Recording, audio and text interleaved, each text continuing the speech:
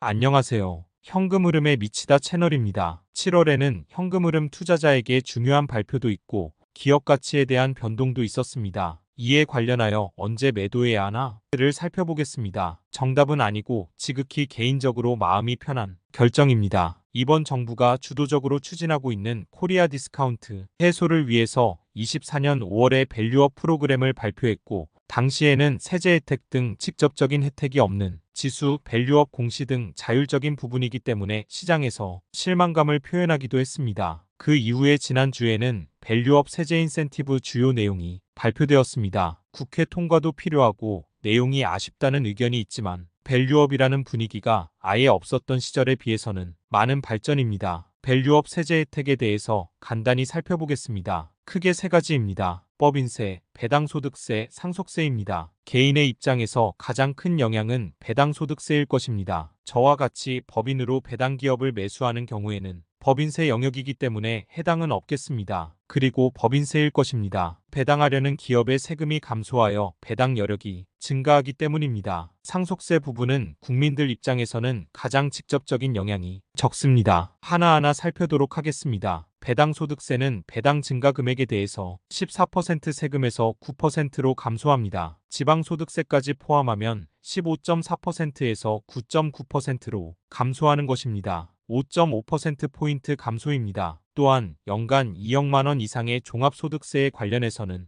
25%로 분리과세를 선택할 수 있게 됩니다. 종합소득세 과세표준 구간이 8,800만 원 이상일 경우에는 세율이 35%이기 때문에 8,800만 원 이상일 경우에는 25% 분리과세를 선택하는 것이 유리합니다. 분리과세 부분은 과세표준이 8,800만 원 이상인 경우에만 혜택이 되기 때문에 다소 아쉽습니다. 상속세 부분은 최대 주주의 지분이 상속될 경우에는 경영권을 인증하여 20%를 할증하여 평가하는 부분을 폐지했고 가업 상속할 경우에는 공제하는 부분을 확대했습니다. 이러한 영향 때문인지 모르겠지만 금융업이 지난 일주일간 기업 가치가 상승하는 모습입니다. 단순히 분위기 때문에 상승한 것인지 실제로 기업 가치에 영향이 있는지 확인이 필요합니다. 직관적으로 생각하여도 배당 증가분에 대해서 법인세 혜택이 있기 때문에 매년 배당을 성장시키는 기업에게는 분명히 혜택이 될 것이라 생각됩니다. 예를 들어 금융지주를 살펴보겠습니다. 실제로 세제 혜택이 적용되는 최근 3년 평균에 대한 주주환원 합계를 기준으로 계산한 결과입니다. 20년부터 22년까지의 3년 평균을 기준하였고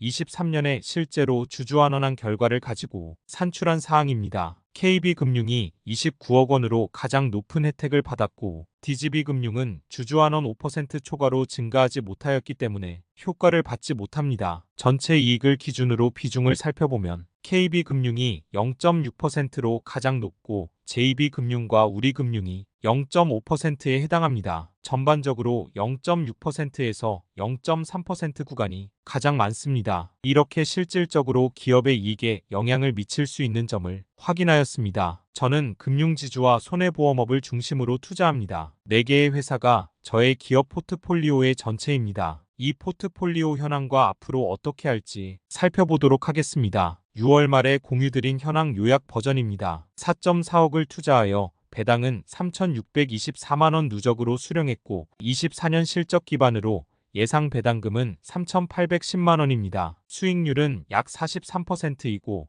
수익금은 1.9억 원이었습니다. 현재 기준을 살펴보겠습니다. 일주일 동안 다른 것은 모두 동일하고 수익률만 변화가 있습니다. 수익률은 약 53%이고 수익금은 약 2.3억 원입니다. 일주일 동안 수익률은 약 10%포인트가 증가하고 수익금은 약 4천만 원이 증가했습니다. 수익률 약 53%는 수익 실현을 하고 싶을 수 있습니다. 그리고 앞으로 가격이 하락하여 수익률이 낮아질 수도 있습니다. 하지만 저는 그대로 보유하기로 했습니다. 현금 흐름이 더 중요하고 매도 후 낮은 가격으로 매수할 자신이 없기 때문입니다. 바보라고 하실 수도 있고 수익률이 낮아졌을 때 그렇게 투자하는 게 아니라는 의견이 있을 수 있지만 저는 저의 길을 가려고 합니다. 예전에 그래봤지만 하루하루가 스트레스 그리고 전 배당으로 제 삶을 윤택하게 해야 하기 때문입니다. 매매 차익으로 그럴 수도 있지만 매매 차익은 사용하면 소진되지만 배당은 사용해도 꾸준히 증가하기에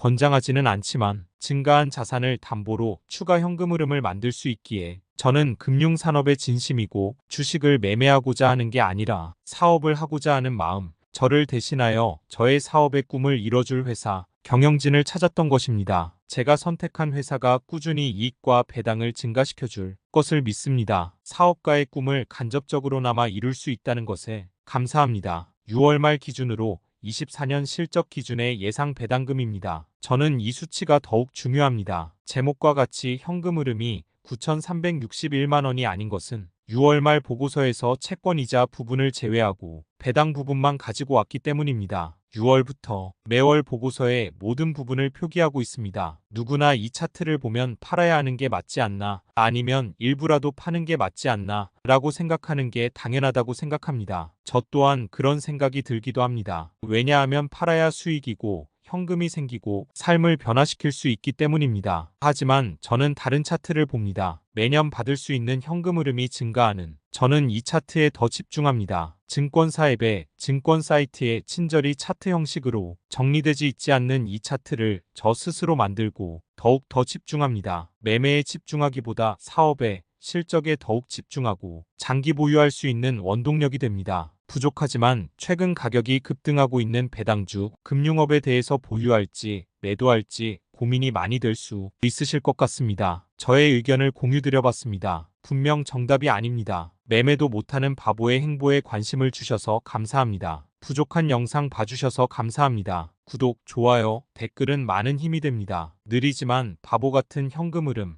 배당 투자의 미래를 공유드리는데 큰 힘이 됩니다. 감사합니다.